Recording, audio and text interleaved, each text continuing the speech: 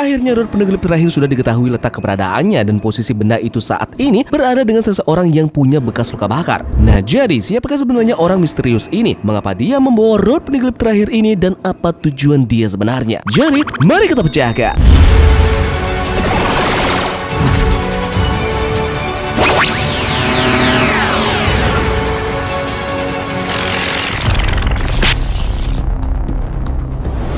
Yo, Tamagon! Seperti biasa, Tamagon sapa dulu kalian ya, bagaimana kabar nakama hari ini? Semoga para nakama tetap sehat ya, dan segala yang direncanakan hari ini bisa terlaksana dengan sebagaimana mestinya. Kali ini, Tamagon akan menghadirkan beberapa pertanyaan yang mengganjal yang berkenaan tentang apa yang sebenarnya terjadi pada chapter 1081. Banyak hal yang sebenarnya ingin Tamagon angkat dari poin menarik yang ada pada chapter 1081 ini. Namun, kita akan fokus dulu terhadap satu hal yang menjadi misteri, yakni siapakah sebenarnya sosok di balik seseorang dengan bekas luka bakar yang dikatakan menyimpan satu lagi rod poneglyph yang tersisa. Namun seperti biasa, sebelum kita masuk ke dalam pembahasannya, Tamagon ingin mengucapkan selamat Hari Raya Idul Fitri bagi para nakama yang merayakannya ya. Mohon maaf jika Tamagon ada salah-salah kata ataupun perbuatan. Semoga di hari raya yang indah ini kita bisa introspeksi diri dan kembali produktif melakukan hal-hal yang bermanfaat bagi setiap orang. Oke, jika sudah, persiapkan diri kalian nakama, tarik jangkar, dan mari kita berlayar.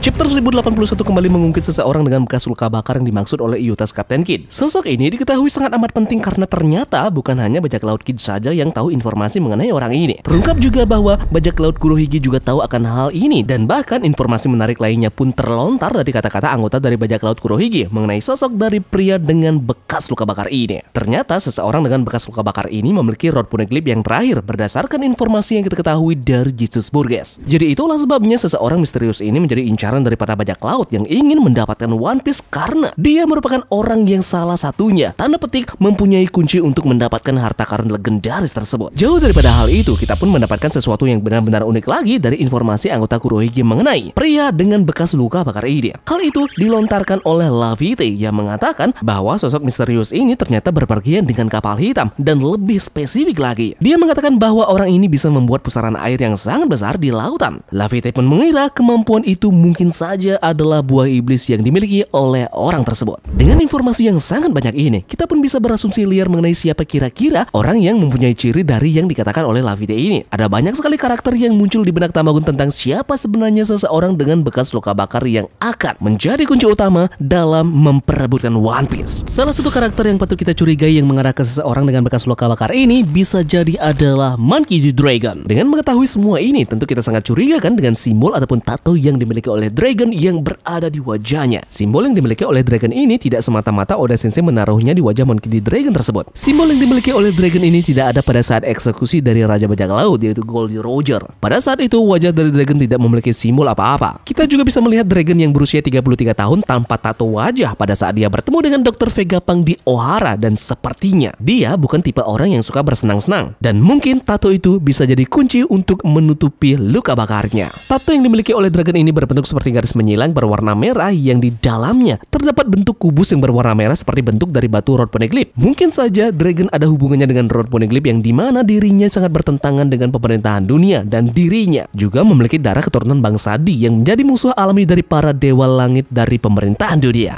Nah, bisa jadi alasan mengapa pemerintahan dunia sangat takut kepada Dragon sampai-sampai pemerintahan dunia memberikan buronan yang sangat tinggi kepadanya, karena Monkey D. Dragon lah mengetahui rod poneglyph terakhir yang membuatnya menyembunyikannya di suatu tempat. Dirinya bisa saja mendapatkan rod poneglyph terakhir tersebut dari negeri Wano Kuni, di mana tempat tersebut adalah pembuat batu poneglyph. Hal ini bisa dibuktikan pada saat Koala menanyakan tentang sebuah bahan yang kemungkinan besar bahan tersebut merupakan bahan utama dari pembuatan batu poneglyph. Namun pada saat Koala menanyakan hal tersebut, Dragon tidak menjawabnya. Hal inilah yang berkemungkinan besar Dragon menjaga kerahasiaan tersebut dan tidak ingin ada seseorang yang mengetahuinya. Dragon akan menjaga kerahasiaan letak rod poneglyph terakhir sampai pada saat akhirnya Luffy bertemu dengannya dan memberitahu letak rod poneglyph terakhir ini. Masuk akal kan bagi Dragon untuk memiliki poneglyph ini, mengingat dia ingin melindungi hal-hal yang diperjuangkan oleh para sarjana Ohara. Melindungi poneglyph dari pemerintahan dunia jelas merupakan sesuatu yang akan dia lakukan. Dan satu lagi ya, jika dirunut lebih dalam mengenai ciri dari seseorang dengan bekas luka bakar yang dikatakan oleh Laffy, dia menaiki kapal hitam dan bisa membuat pusaran air. Monkey D. Dragon jelas salah satu orang yang masuk ke dalam ciri khas ini, di mana kapalnya sebagian besar dominan berwarna hitam. Kemudian rumor yang menyebut bahwa Dragon bisa memanipulasi angin itu dikuatkan dengan dia bisa mengendalikan angin dan membuat pusaran air dengan sangat amat gampang di lautan.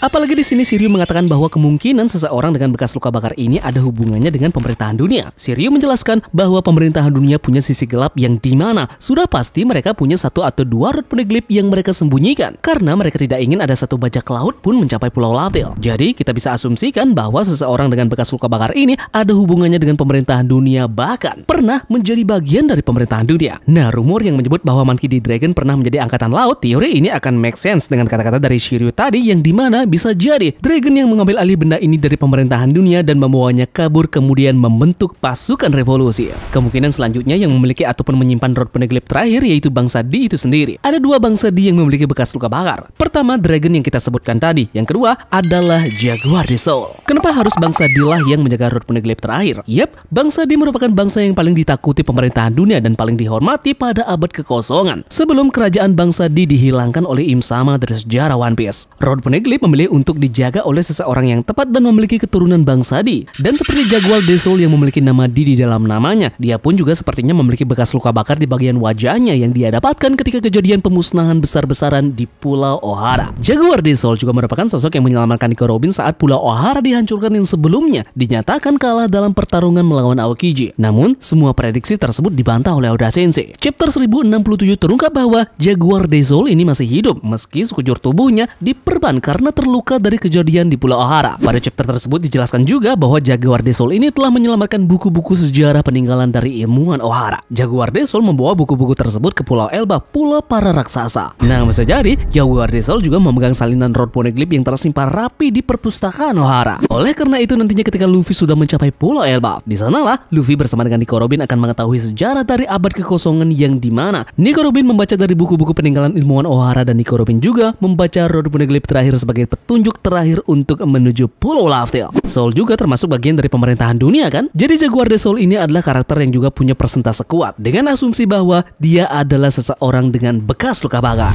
Yap, ada satu lagi yang tak mungkin pikirkan. Mungkinkah seseorang dengan bekas luka bakar ini adalah karakter baru yang akan dimunculkan dalam cerita One Piece oleh Oda Sensei? Ini mengacu kepada kata-kata dari Laffy yang menyebut bahwa orang ini menaiki kapal hitam yang dimana bisa saja Oda Sensei terinspirasi dari Black Pearl Ship. The Black Pearl, sebelumnya juga dikenal sebagai Wicked Witch, adalah kapal fiksi dalam film seri Pirate of the Caribbean. Dalam skenarionya, kapal ini mudah dikenali dari lambang dan layarnya berwarna hitam. Kapal ini dikapteni oleh Kapten Jack Sparrow. Black Pearl Ship dikatakan hampir tak terkalahkan. Mungkinkah karakter baru ini akan muncul dengan ciri khas bekas luka bakar yang akan memiliki perawakan yang sepertinya sangat mirip dengan Kapten Jack Sparrow? Apakah skill dari orang misterius ini juga punya kesamaan dengan Kraken dan bahkan bisa jadi buah iblisnya adalah bertipe Zoan? Dan bisa saja kan karakter dengan bekas luka bakar ini yang mirip dengan Jack Sparrow akan menjadi karakter yang digadang-gadang oleh Oda Sensei, mempunyai penutup mata bagaikan bajak laut dalam dunia nyata. Oda Sensei tentunya pernah berkatakan bahwa ada satu karakter yang akan memiliki penutup mata, dan bisa jadi karakter baru yang merujuk kepada inspirasi Jack Sparrow akan kita ketahui bahwa dialah sebenarnya orang dengan bekas luka bakar tersebut. Yup, jadi sekian saja ya analisa Tamagon mengenai seseorang dengan bekas luka bakar ini. Bagaimana menurut kalian? Apakah kalian punya teori atau pendapat lain yang berbeda? Silahkan tulis di kolom komentar ya. Terima kasih dari kalian yang sudah mau ikut berlayar bersama-sama hari ini. Sampai jumpa di pulau berikutnya. Sekian dari Tamagon dan turunkan jangkar. Mari kita berlabuh.